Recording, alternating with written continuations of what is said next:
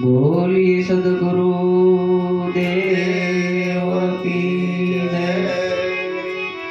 रामचंद्र भगवान की जय। श्री हनुमान जी महाराज की जय। सिद्ध रामदेव जी महाराज की जय। अपने अपने मात पिता की जय। बजरंगदास बापानी जय। बापा जय जय सीताराम सीताराम।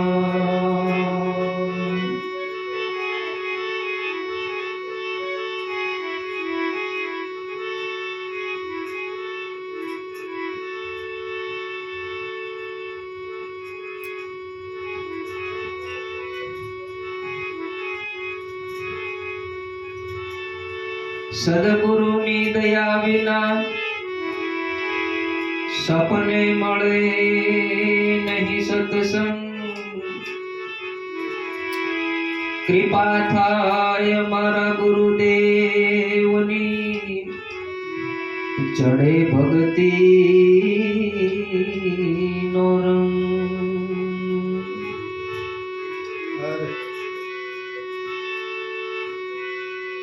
आइए हनुमंत विराजिए। कथा कहूँ मति अनुसार। प्रेम सहित गादी दरो। पधारो पवन कुमार।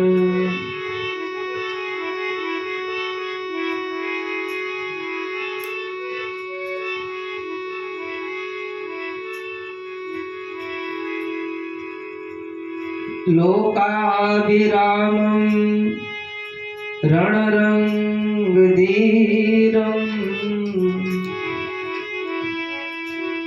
राजीवनेत्रं रघुवंशनाथं।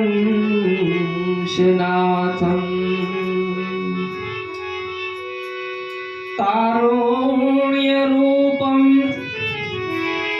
करुणाकरन्तम्। श्रीरामचन्द्रं शरणं प्रपद्ये। मनोजवं मारुततुल्यवेगं। जितेन्द्रियं बुद्धिमतां वरिष्ठं। वातात्मजं वानरयूथमुख्यं। श्रीरामदूतं शरणं प्रपद्ये।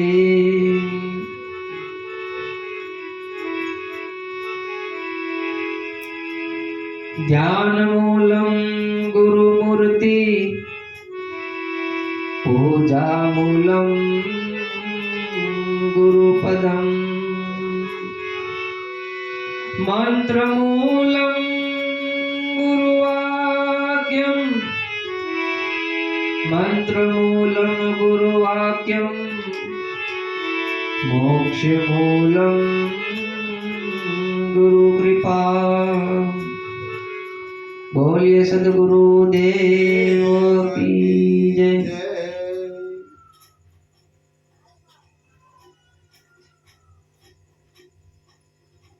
આજે આપણા હૃદયમાં બિરાજમાન સદગુરુના ચરણમાં વંદન કરી અને આજના સત્સંગને આપણે આરંભ કરી। અત્યારે જેના સાનિધ્યમાં બેઠા છીએ તે હનુમાનજી મહારાજ નું નામ છે પંચમુખી હનુમાનજી મહારાજ। તો આ પંચમુખી હનુમાનજી મહારાજના સાનિધ્યમાં બેઠા તો આ પંચમુખી હનુમાનજી વિશે આપણે થોડી ચર્ચા કરીએ। એમના વિશે આપણે જાણીએ કે હનુમાનજી મહારાજ કોઈ વ્યક્તિ નથી, એક તત્વ છે અને આ તત્વને આપણે જાણવાનું છે. આ જે તત્વ છે એ મારી તમારી ભીતર રમી રહ્યું છે. તો આ તત્વને આપણે જાણવાની કોશિશ કરશું. મને જે મારા ગુરુના સાનિધ્યમાંથી જે કાંઈ મળ્યું છે, જે કાંઈ પ્રાપ્ત થયું છે, તેમના આશીર્વાદથી, તેમની કૃપાથી આજે આ સત્સંગની ચર્ચા કરી રહ્યા છીએ. તો આપણે શરૂઆતમાં સાખી બોલ્યા કે ધ્યાનમ મૂલમ ગુરુ મૂર્તિ, પૂજા મૂલમ ગુરુ પદમ, મંત્ર મૂલમ ગુરુ વાક્યમ અને મોક્ષ મૂલમ ગુરુ કૃપા. તો જે ધ્યાનનું મૂળ છે એ આપણા ગુરુની મૂર્તિ છે. આપણે ધ્યાન કરવા બેસીએ તો ધ્યાનમાં આપણા ગુરુની મૂર્તિ હોવી જોઈએ.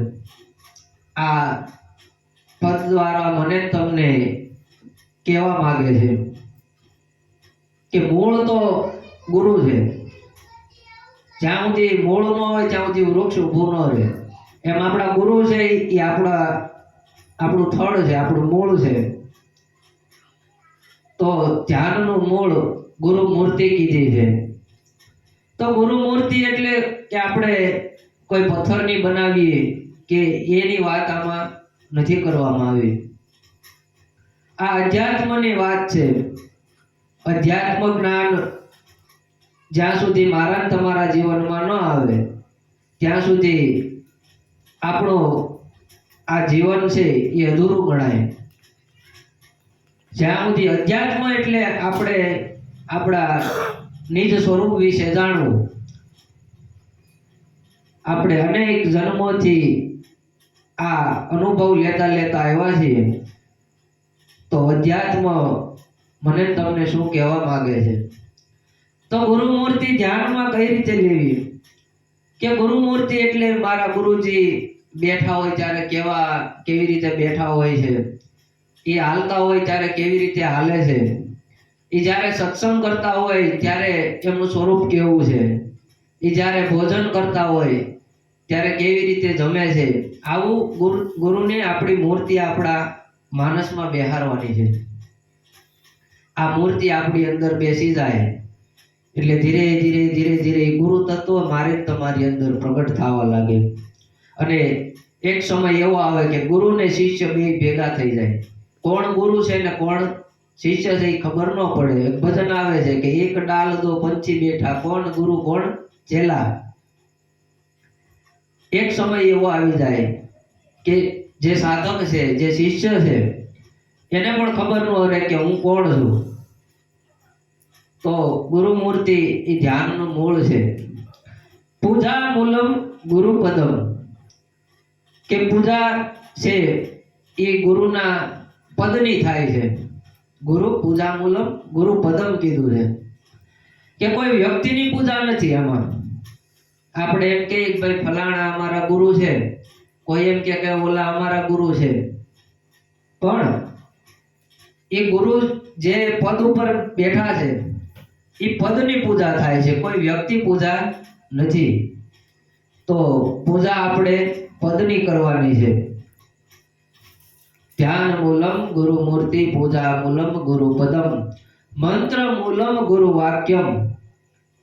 ગુરુ જે આપણને કાંઈ પણ સત્સંગ આપણને આપે, જે કાંઈ આપણને વાક્ય કે એ એક એક શબ્દને આપણે મંત્ર તરીકે આપણા જીવનમાં ઉતારવો જોઈએ. એનો એક એક શબ્દ આપણા મંત્ર સમાન છે.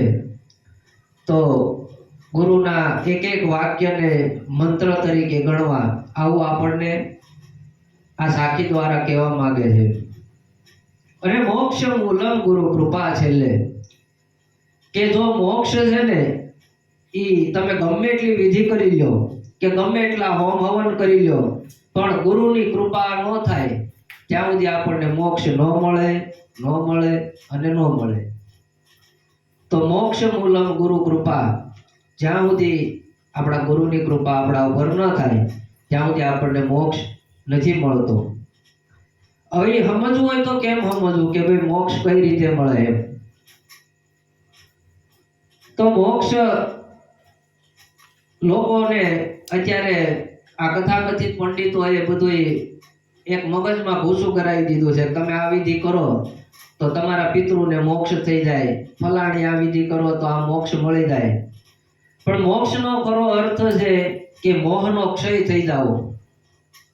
જ્યાં સુધી મારી તમારી અંદર મોહ પડ્યો છે, માનો કે મારામાં મોહ અનેક ગણો પડ્યો છે, પણ આ મોહ મારી ભીતર છે અને મારો દેહ છૂટી ગયો, પછી હું ગમે એટલી વિધિ કરી લઉં તો એનાથી છૂટી ન શકાય.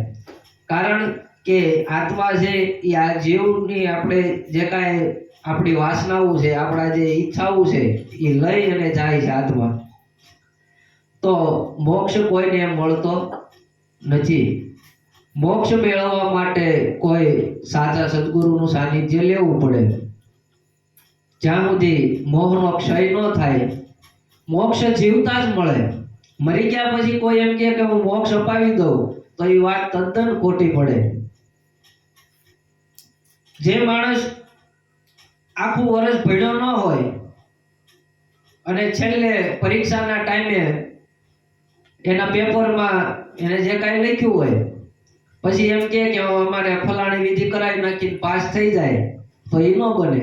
એ મેન તમે જે આખી જિંદગી જે કાંઈ કાળા ધોળા આ તે જે કાંઈ કર્યું છે, પછી એમ કે ભાઈ તમને ફલાણી વિધિ કરાવી નાખીને આમ કરીએ, તો કર્મની બાબતમાં પરમાત્મા ના પાડે છે. કર્મ કોઈને છોડતો નથી. હા, વિધિથી તમને એ જીવને ગતિ મળે, એ જીવને થોડી ગતિ થાય, પણ એણે જે કર્મો કર્યા છે એ તો ભોગવવા જ પડે. એટલે મોહનો ક્ષય કરવા માટે આપણે કોઈ સદગુરુ સંતનું સાનિધ્ય લેવું પડે. સદગુરુ સંતનું સાનિધ્ય લીધા વગર આપણી ભીતર મોહ પડ્યો છે કે આ મારા કુટુંબવાળા છે, આ મારી પત્ની છે, આ મારા દીકરા છે, આ મારું મકાન છે, આટલા વીઘાની મારી વાડી છે, એટલા વીઘાનું મારે સુરતમાં પ્લોટ લીધો છે, એટલા વીઘાનું આ છે. આ મોહ આપણને બાંધી રાખે છે. પણ આપણે ધીરે ધીરે ધીરે ધીરે ગુરુની સમજણ લઈ અને આમાંથી નોખા પડવાનું છે કે આ દેહ છે એ હું નથી. આપણા જે કાંઈ સંબંધો છે, જે કાંઈ આપણી પ્રોપર્ટી છે, જે કાંઈ આપણા સંબંધો બંધાણા છે એ આ દેહ થકી છે. આ દેહ બંધાણો ત્યારે આપણા બધા પરિવારને હારે સંબંધ જોડાણા, કોઈ ભાઈબંધો હારે આપણે જોડાણા. દેહ છૂટ્યા પછી કોઈ કોઈનું રહેતું નથી. અને શ્વાસા આ સદાય છે. આ જીવને શ્વાસ તણી સદાય એને ઘરમાં ઘડી ન રાખે ભાઈ. જ્યાં સુધી આ જીવમાં શ્વાસા છે ત્યાં સુધી આપણને રાખવાના છે. એટલે શ્વાસની સદાય છે મારી તમારી. શ્વાસા હાલે છે ત્યાં સુધી બધા આપણને બોલાવશે, ચલાવશે, બધું કરશે. જેવા આ શ્વાસા વયા ગયા એટલે આપણને ઘડીક અડધા દિવસે નહીં રહેવા દે ઘરમાં કે ભાઈ બધા મહેમાન આવ્યા છે, બધાને કામ ધંધે જવાનું હોય, હાલો હવે આપણે બધા ઉતાવળ કરો ઉતાવળ કરો. એલા પણ 20-25 વર્ષથી તમારી હારે છે. છોકરાઓને તમે ભણાવ્યા ગણાવ્યા મોટા કર્યા, 25 વર્ષ જેવડા મોટા કર્યા, તો છોકરાઓ પણ એમ કહે છે કે હવે બાપુજીને એને દુઃખ લાગે, થોડોક સમય દુઃખ લાગે કે ભાઈ બાપુજી આપણે હતા, અમારે લીલી વાડી મૂકીને ગયા છે બાપુજી. પણ તમને ગમે એટલો બાપ વાલો હોય કે બાપને ગમે એટલો દીકરો વાલો હોય, પણ જેવા આમાંથી શ્વાસા જાય એટલે કોઈ એવું દાખલો હજી બન્યો નથી કોઈ ખોળિયાને હાચવીને રાખ્યું. એટલે મારા ને તમારા જે સંબંધો છે એ આત્માના સંબંધ છે. આત્માના સંબંધ કાયમ ને માટે રહેશે. હું ને તમે આજ જે કાંઈ ભેગા થયા હોય, હું ને તમે આજ મળ્યા છીએ તો આપણે કાંઈક પૂર્વમાં ક્યાંક ભેગા થયેલા છીએ, કાંઈક ઋણાનું બંધે હું ને તમે ભેગા થયા છીએ, કાંઈક આપણું એવું ઋણાનું બંધ છે. તો આ ઋણને લઈને અને એ ઋણ ચૂકવવા માટે, એકાબીજીના લેણ દેણ ચૂકવવા માટે આપણે અહીંયા અવતર્યા છીએ. તો મોક્ષ માટે આપણે આપણા મોક્ષ માટે આપણે જ તૈયારી કરવાની છે. કોઈ આપણને મોક્ષ અપાવી દેશે નહીં. ધીરે ધીરે ધીરે ધીરે ધીરે સમજણનું ઘર લઈ લેવાનું કે ભાઈ આ એક મારી ફરજ છે, આ મારા દીકરા છે તો એને ભણાવવા, ગણાવવા, વરાવવા, પરણાવવા, આ મારી ફરજ છે. પણ ભીતરથી અલગ રહેવાનું છે કે ભાઈ હું તો પરમાત્માનો દીકરો છું, મને એક આ કાર્ય સોંપ્યું છે, એ કાર્ય પૂરું કરી અને મારે પાછું મારા ઘેરે વયું જવાનું છે. આપણા મનમાં આપણું મકાન ન રહેવું જોઈએ, આપણા મનમાં આપણી પ્રોપર્ટી ન રહેવી જોઈએ, આપણા મનમાં જે કાંઈ આપણે ગ્રહણ કરીએ છીએ એ મનથી કાઢી નાખવાનું છે. મનમાં રાખીએ એટલે મોક્ષ આપણને મળતો નથી. તો મોક્ષ માટે આપણે વિધિ વિધાન કરવાની જરૂર નથી. મોક્ષ માટે આપણે સ્વયં જ તે હાલવું પડશે. કોઈ આપણને રસ્તો ચીંધી દે, આપણે અહીંથી ખોડિયાર મંદિર જવું હોય તો કોઈને કે પૂછીએ કે ભાઈ ખોડિયાર મંદિર ક્યાં આવ્યું, તો કોઈ તમને રસ્તો બતાવે કે ભાઈ અહીંથી અહીંયા જાઓ, અહીંથી આમ જાઓ, તમને રસ્તો મળે. પણ એમ કહો મારી હારે હાલો તો મારે કોઈ કામ છે, હું નથી આવવાનું. એમ મોક્ષના માર્ગે મારે ને તમારે એકલા હાલવાનું છે. મારો ને તમારો મોક્ષ આપણે હાથે જ કરવાનો છે. એક જણો આમ ઝાડવાને બથ ભરી ઊભો અને બથ ભરીને કહેવા લાગ્યો કે મને મુક્ત કરો, મને આમાંથી મુક્ત કરો. એટલે ત્યાંથી બુદ્ધ ભગવાન પસાર થયા. બુદ્ધ ભગવાન પસાર થયા એટલે આનો અવાજ સાંભળ્યો, એલા ભાઈ કેમ રાયડું નાખે છો? તો કે આ ઝાડવું મને મૂકતું નથી એમ.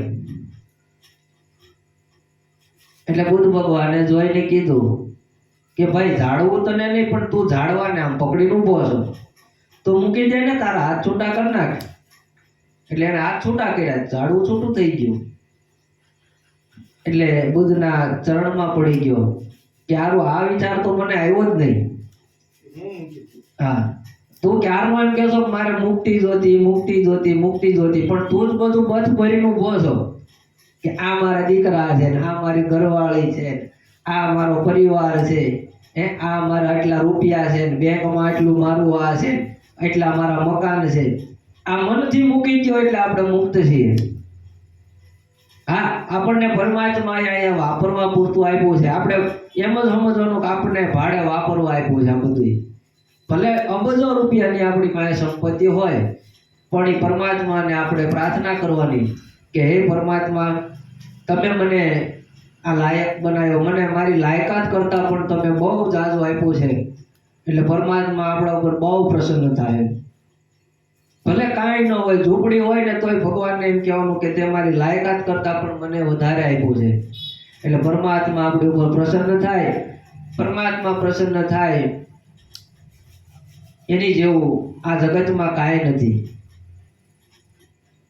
તો મુક્ત આપણે મનથી થવાનું છે.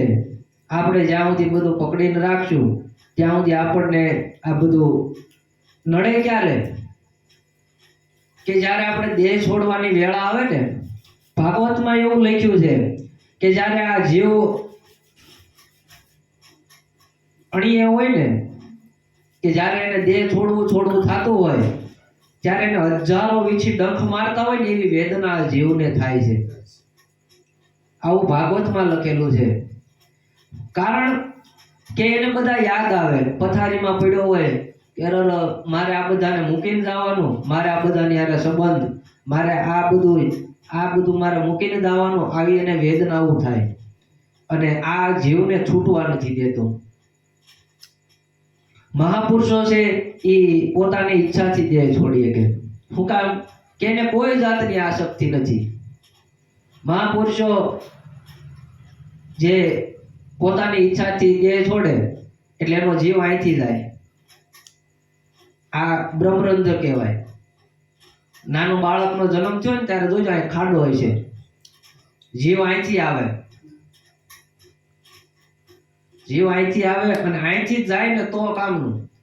આપણા જેવા સામાન્ય માણસનો જીવ છે ને એ આપણી ઇન્દ્રિયોમાંથી જાય. કોઈનું આંખમાંથી જાય, કોઈનું નાકમાંથી જાય, કોઈનું કાનમાંથી જાય. આપણી જે ઇન્દ્રિયો છે એ ઇન્દ્રિયોમાંથી આપણો જીવ જાય છે. પણ જો અહીંથી જીવ જાય તો એ બ્રહ્મને પોગે.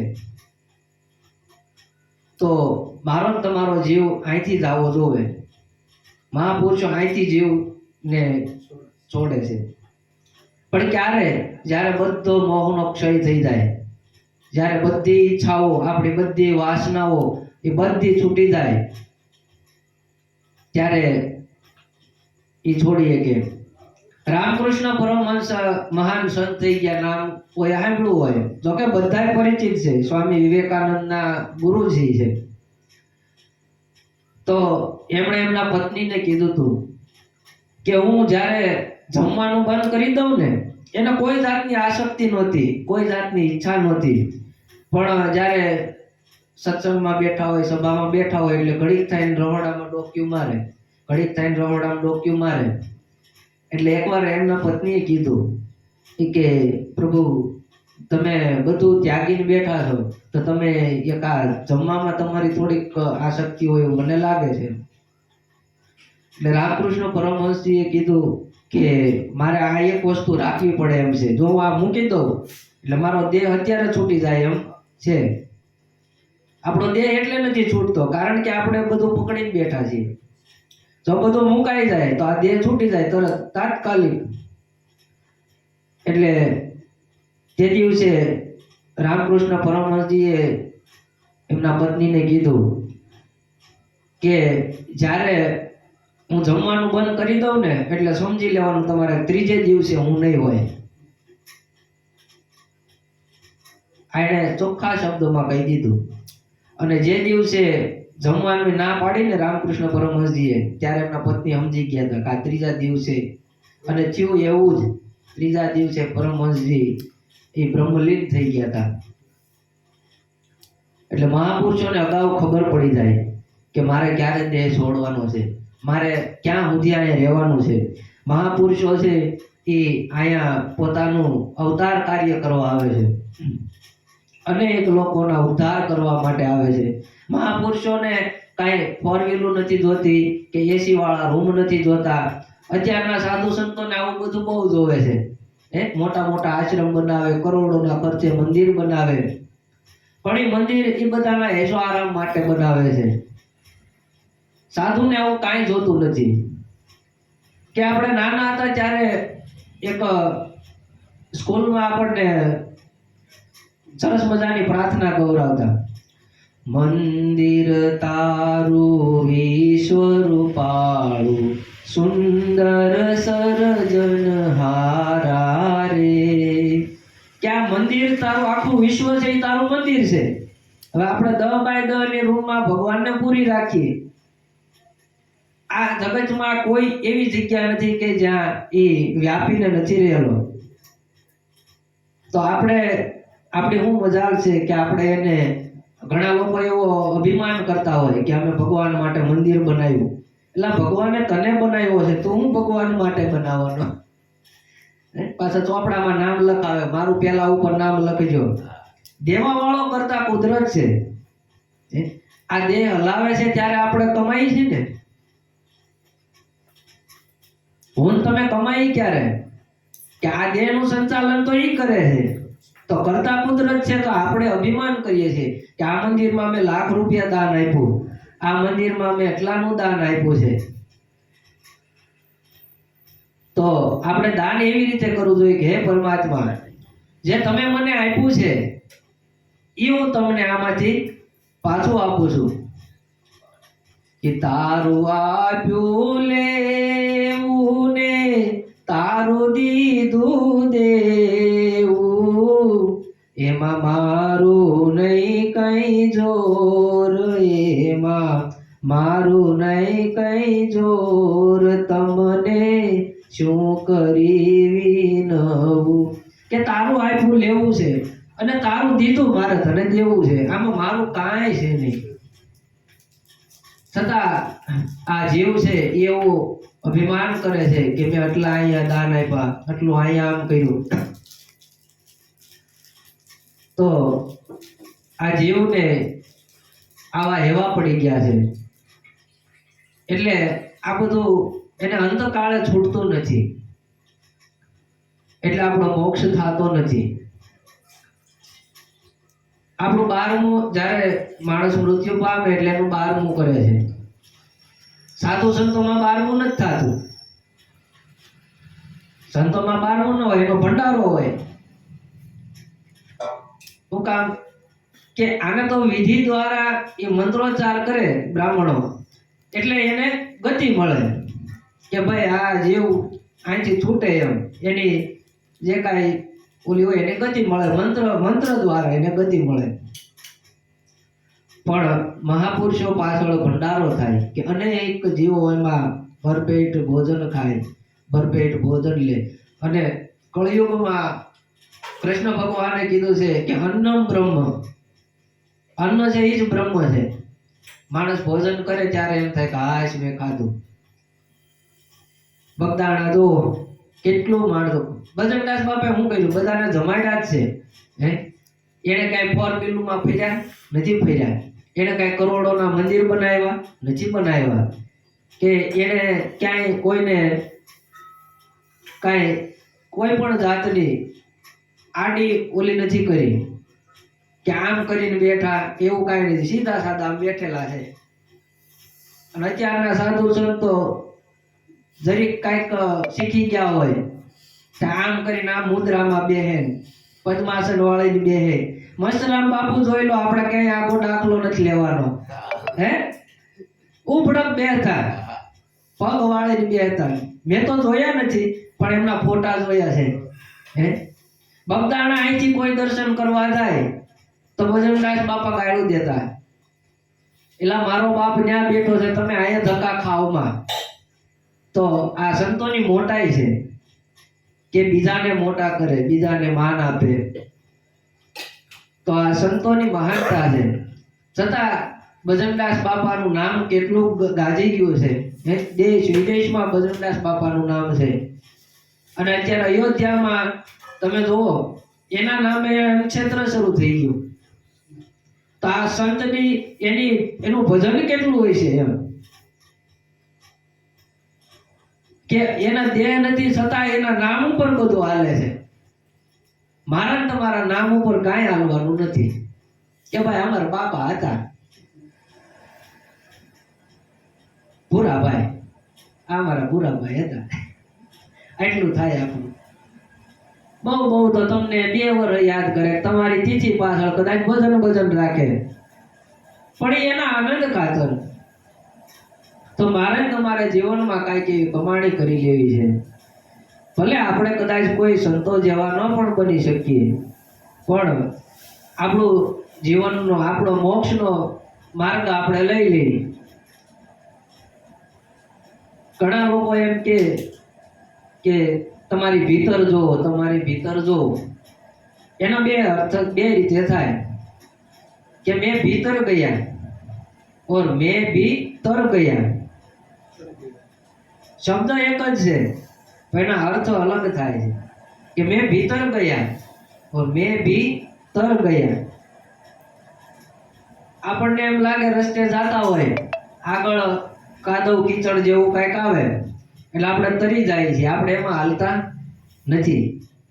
એમ આ સંસારમાં આપણે સાઈડમાં તરી જવાનું છે, સંસાર સાગરમાં. આ બહુ ઊંડો દરિયો છે. આમાં જેટલા આપણે ઊંડા ઉતરશું સંસારમાં, જેટલા આપણે વ્યવહાર વધારશું, એટલા જ આપણે એમાં ઊંડા ઉતરતા જવાના. એક બાપુ ગામની બહાર ભજન કરતા હતા શાંતિથી. ત્યાં તળાવ હોય છે, તળાવને કાંઠે બેઠા બેઠા ભજન કરે. એટલે ગામવાળાએ વિચાર કર્યો કે આ બાપુને આપણે એમના બેઠા છે તો આપણે ઝૂંપડી જેવું બનાવી દઈએ, બાપુને કઈક વ્યવસ્થા થાય એમ. એટલે બાપુ માટે ત્યાં ગામવાળા ભેગા થઈને ઝૂંપડી બનાવી. બાપુ કાંઈ બોલ્યા નહીં, કહે છે ભાઈ એની મોજ. એટલે એકવાર બધા બેઠા હતા, બાપુ એ વાતમાંથી વાત કરી कि बच्चा इधर उधर बहुत आते हैं, ये मेरा सब काट देते हैं, सब सामान है, कपड़ा हो है बीजू कांई हतुं नहीं, हमारा लुगड़ा के कापी नाखे छे. एमांथी एक अदक लावड़ो होय छे ऊभो थयो के बापू एक काम करो, तमे मींदड़ी पाळो ने तो आ उंदरडा आवे नहीं. तो बापू के जैसी तेरी मौज ही के मुझे क्या लेना देना. એટલે એક જણો મીંદડી મૂકી ગયો. મીંદડીને ખાવાનું તો દેવું ને કાંઈ, મીંદડી એમનામ થોડી રે. બાપુ તો એના ભજન ઉપર જીવતા હતા. સાધુ સંતોમાં એવી એની યોગ ક્રિયા હોય, એ ખાલી હવાથી જીવી કે હવાનો ખોરાક લઈ અને પોતાનું ભજન કરી શકે. એટલે કે બચ્ચા હું ક્યાં બધું લેવા જાવ કે આ બિલાડીને કઈ ખાવા તો જોઈએ ને, આપણે એમને તો કેમ રાખવી. એટલે એક જણો કે બાપુ એક કામ કરો, એક ગાય પાળી નાખો ને તો કે એને દૂધનું થઈ જાય. તે ગામવાળા ગાય મૂકી ગયા. એટલે ગાયનું દૂધ મીંદડીને મળવા મળ્યું. થોડાક દી થયા એટલે બાપુએ પાછા બધાને ભેગા કર્યા. એ કે દૂધ મળે પણ ગાયને હું ખવડાવું. તો કે અમે બધા 5 પોળા નાખી દાવું. એ કે અમે થોડો જાય રાતે જે કાંઈ છે અમે કે બધા દઈ જાવું. તો કે તો કાંઈ વાંધો નહીં. એટલે ગાય હાટું એ કર્યું. બાપુ કે મારે ભજન કરવું કે આ ગાયની સેવા કરવી. તો કે એક કામ કરો, એ કે આ ગામમાં સેવા માટે કે એક આપણા પપ્પુભાઈ છે ને એની દીકરી હમણાં રાંડી છે, કે એને કાંઈ આધાર નથી. તો કે બાપુ તમારે આશ્રમમાં રાખો અને તમે એની હારે વિવાહ કરી લો એટલે તમારું ઘરે હસવાઈ જાય, બે કામ થઈ જાય. આમ કરતા કરતા ગામવાળાએ બાપુને પરણાવી દીધા અને સંસારમાં નાખી દીધા. ઓલો ભજન કરતો તે ન કરવા દીધું. એટલે સંસારનું આવું છે બાપુ. સંસાર મને તમને આપણું કાર્ય નથી કરવા દેતા. તમે કઈક કાર્ય માંડ્યું હોય એટલે કે તમે આમ કરો તો આમ સારું, પણ આપણને આપણું મન જે કે આપણો આત્મા કે ને એ જ કરવું. સલાહ લેવી બધાની, મોટા આપણા વડીલો હોય એની સલાહ લેવી. વડીલો આ થાંભલા છે, આ ટેકા છે આપણા, એટલે વડીલોની સલાહ લેવી. પણ આપણા અંતરાત્માને ભીતર પૂછી લેવાનું કે આ કાર્ય કરું કે ન કરું. મને આજ આવો વિચાર આવ્યો કે ભાઈ મારે આ કાર્ય કરવું છે. પેલા મેં પૂછ્યું અંતરાત્માને કે હું આ કરું. એટલે તરત ફોન લગાડ્યો વિઠ્ઠલભાઈને. મેં કીધું આવો એક સંકલ્પ થયો છે, મને કે આવી જાવ તો આ બાપાની કૃપા. એટલે કોઈ પણ કાર્ય હોય એ 3 વસ્તુ ભેગી થાય તો જ થાય. એક તો ઈચ્છા, યત્ન અને અનુગ્રહ. ઈચ્છા એટલે આપણે કાંઈક એવું ધાર્મિક કાર્ય માટે આપણે એવી ઈચ્છા કરી કે ભાઈ અમારે આ મંદિર માટે આવું કાંઈક કામ કરવું છે, આપણી અંદર એવી ઈચ્છા જાગે. યત્ન એટલે એ કાર્ય માટે જે કાંઈ આપણે ભાગદોડ કરીએ, આ વ્યવસ્થા કરીએ, અહીંયા જે કાંઈ વ્યવસ્થા કરી છે આપણે યત્ન કર્યું એની માટે લાવવું મૂકવું આ તે. આ 2 વસ્તુ હોય તો આપણું કાર્ય હજી સફળ ન થાય. ધર્મ કાર્ય છે એ સફળ ન થાય. કારણ કે ત્રીજી વસ્તુ જોવે, અનુગ્રહ. જ્યાં સુધી ઈશ્વરનો અનુગ્રહ મારી તમારી ઉપર ન થાય ત્યાં સુધી એક કઈ કાર્ય આપણું સફળ ન થાય. એટલે આ ત્રણ વસ્તુ જોવે. બે વસ્તુ હોય ત્યાં સુધી ન થાય, પણ ઈશ્વરનો અનુગ્રહ મારીને તમારી ઉપર થાય તો આ કાર્ય આપણું સફળ થાય. તો આપણે પરમ કૃપાળુ પરમાત્માને એવી પ્રાર્થના કરીએ કે અમને એવો મોક્ષનો માર્ગ બતાવો કે અમારે મોક્ષ તરફ જવું છે. તમારે ક્યાંય ફાફા મારવાની જરૂર નથી. કબીર સાહેબે શું કીધું કે મુझको कहाँ तो ढूंढे बंदे, मैं तो तेरे पास में, ना मैं काशी में, ना मैं कैलाश में, ना मैं मंदिर में, ना मैं मस्जिद में, ना मैं तीर्थ व्रत में. तीर्थમાં નથી, હું વ્રતમાં નથી, હું ઉપવાસમાં નથી. खोजी हो के तलाश कर, मैं मिलूं छीन भर की तलाश में. તારામાં તેવડ હોય તો ગોતી લે, હું તારી પાસે જ બેઠો છું, તારી ભીતર જ છું. પણ આપણે મંદિરોમાં ગોતીએ છીએ ભગવાનને, આપણે મસ્જિદોમાં જ ગોતવા જાય, તીર્થોમાં ગોતવા જાય છે. ભગવાન આપણને ક્યાંય મળ્યા નથી.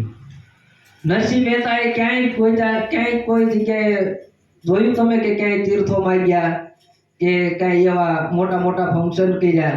એને કાંઈ નહીં, એને પોતાની ભીતર જ ગોત્યા. મીરાબાઈને ક્યાં મળ્યા? તો કે એની અંદર ભીતર જ મળ્યા છે. દરેક સંતોને, ભજનદાસ બાપા આપણે અહીં જોઈ લો તો એને ભજન પોતાની ભીતર જ કર્યું છે. તો જ્યાં સુધી ભજન ન કરીએ ત્યાં સુધી આપણને ખબર નથી પડતી કે પરમાત્મા એ તત્વ છે. હવે પરમાત્મા તત્વને આપણે કેમ પ્રગટ કરવું? ઈશ્વર છે એ પ્રગટ થાય છે. ઈશ્વર જન્મતાય નથી અને મરતાય નથી.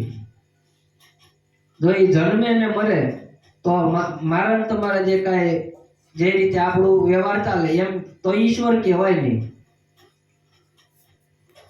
તો ઈશ્વર છે એ જન્મ પણ નથી લેતા અને મરતા પણ નથી. અવિનાશી છે, નિરંજન છે, નિરાકાર છે, એનો કોઈ આકાર નથી. એને કોઈને જોયા નથી. કોઈ એમ કે મેં ભગવાનને જોયા, તો જોયા હશે એ લોકો કઈ નથી એકતા. આપણા વેદો, આપણા પુરાણો એમ કે છે કે નેતિ નેતિ,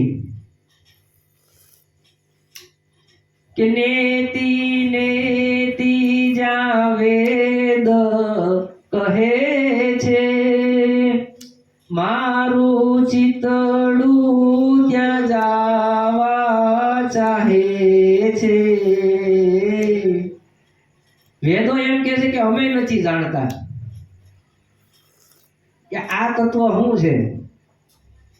પરમાત્મા છે એ કેવળ પ્રગટ થાય છે, મારા તમારા હૃદયની અંદર પ્રગટ થાય છે.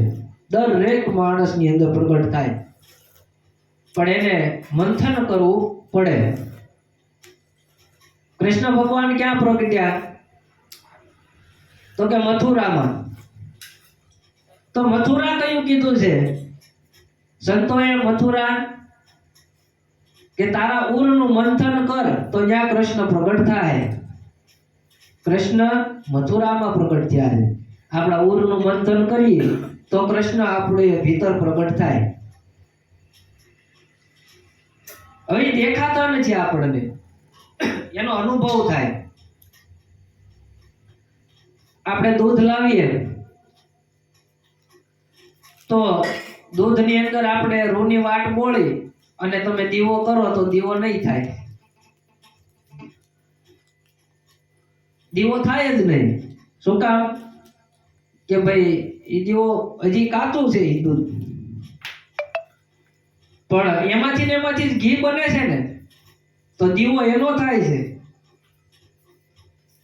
એમ હું ને તમે આ દૂધ જેવા છીએ, પણ આ દૂધમાં આપણે આપણા સદગુરુના શબ્દો રૂપી જામણ નાખવાનું છે આપણી ભીતર. પછી એનો જામૈયો જામે, એને પછી પડ્યું રહેવા દેવું પડે. વારા ઘડીએ જો ન કરાય, નકર જામે નહીં દહીં. એટલે આપણને જે આપણા ગુરુ મહારાજે જે કાંઈ મંત્ર આપ્યો છે, જે કાંઈ આપણને શાન બતાવી છે, એ રેણીમાં આપણે હાયલું જ જવાનું. જે આપણને રેણી બતાવે પછી એમાં ડોક્યું નહીં મારવાનું. હું ક્યાં પહોંચ્યો, મને બધા ઓળખતા થયા કે નહીં, મને બધા વાહ કરે છે કે નહીં, આવું ડોક્યું નહીં મારવાનું. આપણે જે મંત્ર આપ્યો છે એ રટણ કર્યા કરી. એટલે એક દિવસ આ ચિત્તની અંદર એવો જામૈયો જામી જાય કે દહીંના પોદા જેવો થઈ જાય. પાછી એની કિંમત વધે, જેમ જેમ આગળ વધતો જાય એમ કિંમત વધે. દૂધ કરતા દહીંની કિંમત પાછી વધે. પછી એનું મંથન હાલે, દહીંનું મંથન થાય. પછી મારે ને તમારે મંથન કરવાનું આપણી ભીતર કે હું કોણ છું, હું ક્યાંથી આવ્યો છું, મારે શું કરવાનું છે, હું આ જન્મ પહેલા હું ક્યાં હતો, આ દેહ મને હું કામ મળ્યો છે, મારું નિજ સ્વરૂપ શું છે. આવું મંથન આપણી અંદર થવું જોઈએ. આ મંથન થાય એટલે એક બાજુ સાચ નીકળી જાય ખાટી બળબા જેવી, જે આપણા નકારાત્મક વિચારો છે એક બાજુ નીકળી જાય અને એક તત્વ આપણી અંદર, માખણ જેવું તત્વ આપણી અંદર પ્રગટ થાય. ઓહો, હું તો શુદ્ધ ચેતન આત્મા છું. આવું આપણને અંદર ભાવ થાય, આપણી અંદર અનુભવ થવા લાગે કે હું આ દેહ નથી, હું તો કાંઈક અલગ છું, હું આ દેહ નથી. મને આ કાંઈક પરમાત્માએ એક પાત્ર ભજવવા મોકલ્યો છે. હું તમે બધા કાંઈક ને કાંઈક પાત્ર ભજવીએ છીએ. કોઈ ડોક્ટરનું પાત્ર ભજવે છે, કોઈ વકીલનું પાત્ર ભજવે છે, કોઈ શિક્ષકનું પાત્ર ભજવે છે, તો કોઈ ખેડૂતનું પાત્ર ભજવે છે. એમ આપણે ગાયક કલાકાર કોક હોય તો એનું પાત્ર ભજવે છે. એમ આપણે કાંઈક ને કાંઈક પાત્ર ભજવવા આવ્યા છીએ. નાટક હોય તો એ નાટકમાં માનો કે હું અજમલ રાજા બન્યો હોય, હવે મને પૂજારી એમ દરિયામાં નાખી દીધો, પણ મને તો ખબર છે ને હું કોણ છું, કે ભાઈ હું તો અજમલ રાજાનું પાત્ર પહેર્યું છે, પણ અંદર તો આ નરેશ જ છે. એમ મને તમને એક દિવસ એવો અનુભવ થાય કે ઓહો, હું તો શુદ્ધ ચેતન આત્મા છું, આ તો નરેશભાઈ નામનું પાત્ર હું ભજવું છું. આ પાત્ર મને ભજવવા આપ્યું છે, બસ આ પાત્ર આપણે ભજવવાનું છે. તો આ માખણ રૂપી આ તત્વ બહાર નીકળે. માખણનો દીવો થાય કરી પણ તળતળ અવાજ આવે, કારણ કે હજી કરમનું કીટું હજી અંદર પીડ્યું છે. એ કીટું નીકળી જાય એટલે તાવવું પડે, પછી તિતિક્ષા રૂપી તાપમાં આપણે તપવું પડે, તિતિક્ષા કરવી પડે. અને પછી તાપમાં ઘી તત્વ બહાર નીકળે, અને એ ઘી તત્વ જ્યારે આવે ને એમાં તમે વાટ મૂકો એટલે તરત દીવો પ્રગટ થાય. એમ ધીરે ધીરે મંથન કરતા કરતા મને તમને ખબર પડે કે મારી અંદર હું શુદ્ધ ચેતન આત્મા છું. અને આવું જ્યારે અનુભવ થવા લાગે એટલે તમે ઘી જેવા બની જાઓ. અને એક દિવસ પરમાત્મા આપણી ઉપર એવી કૃપા કરે કે આપણો ભીતર દીવો થઈ જાય, અને આ દીવો બધાને અજવાળું આપતો થઈ જાય. તો ભજનદાસ બાપાએ બધાને અજવાળું આપ્યું, ગંગા સતી પાનબાએ બધાને અજવાળું આપ્યું, કળશન બાપુ, નરસિંહ મહેતાએ બધાને અજવાળા આપ્યા, મીરાબાએ બધાને અજવાળા આપ્યા, રોહિદાસ તમારે બધાને અજવાળા આપ્યા. એમ સંતો આ જગતમાં અજવાળું દેતા જાય. તો આવી ધીરે ધીરે સમજણ લઈ, અને જો સમજણ આવી જાય તો મોક્ષ આપણા જીવતા જીવતા મોક્ષ છે. જ્યારે ખબર પડી જાય કે હું શુદ્ધ ચૈતન્ય આત્મા છું, હું ખાલી પાત્ર ભજવું છું, એટલે તમને મોક્ષ મળી ગયો. પછી તમને જીવતા જ મોક્ષ છે. એટલે આપણે બધી આપણી ફરજ પૂરી કરવાની. ભજન માટે કે જંગલમાં જવાની જરૂર નથી, હિમાલયમાં જઈને તપ કરવાની જરૂર નથી, કે તમે માળા લઈને દિન રાત બેહી જાઓ એની જરૂર નથી. કબીર સાહેબે એવું કીધું કે મન કા ફેર. મન માળા જ્યારે ફરે ને ત્યારે સમજવું કે આપણું ભજન થાય છે. એક જણો માળા લઈને બેઠો, રામ રામ રામ રામ, ઓલો છોકરો જાય ગયો પાછો, રામ રામ રામ રામ રામ. પાણી ગરમ મૂક્યું, વળી પાછું રામ રામ રામ રામ રામ. બોલો મોટો નોકરી ગયો, એ માળા કાંઈ કામની નથી. એટલે જ્યાં સુધી આપણી મનની માળા ન ફરે ત્યાં સુધી આ બધી વિધિ છે. મનને ભગવાન તરફ વાળવાની બધી વિધિ છે. તો મનથી પરમાત્માનું ભજન કરવાનું છે. ભજન કરીએ તો આપણે જરૂર મોક્ષને પામીએ. હવે ભજન ગાવું ને ભજન કરવું એમાં ઘણો ફેર છે. ભજન કરવું એટલે કાંઈ ન કરવું ને એનું નામ ભજન.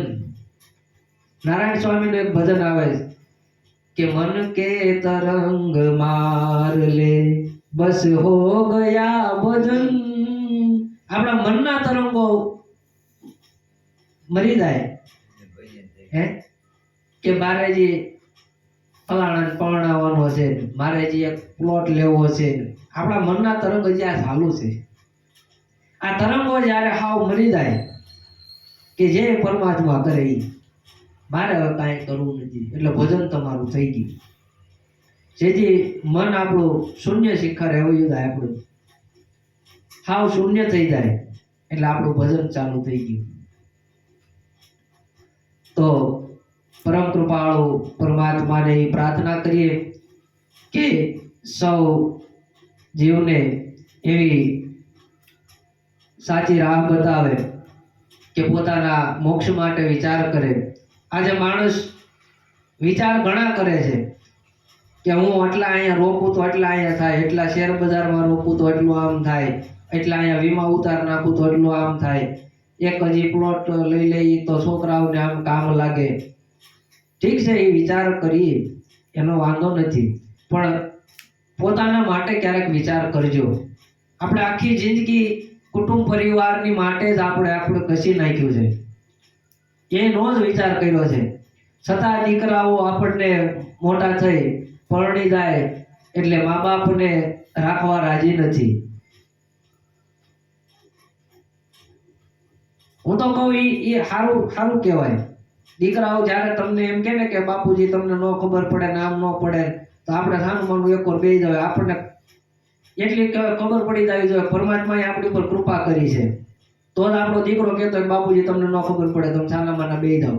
હું કામ કે પરમાત્મા કહેવા માંગે છે તું હવે ભજને ચડી જાય. ઘરના બધા એમ કે ને તમે ઘરમાં માથું ન મારતા ને ડખા ન કરતા, એ આપણે જે કોર બેસી જાય. તમે 3 ટાઈમ રોટલા આપી દેજો અમને.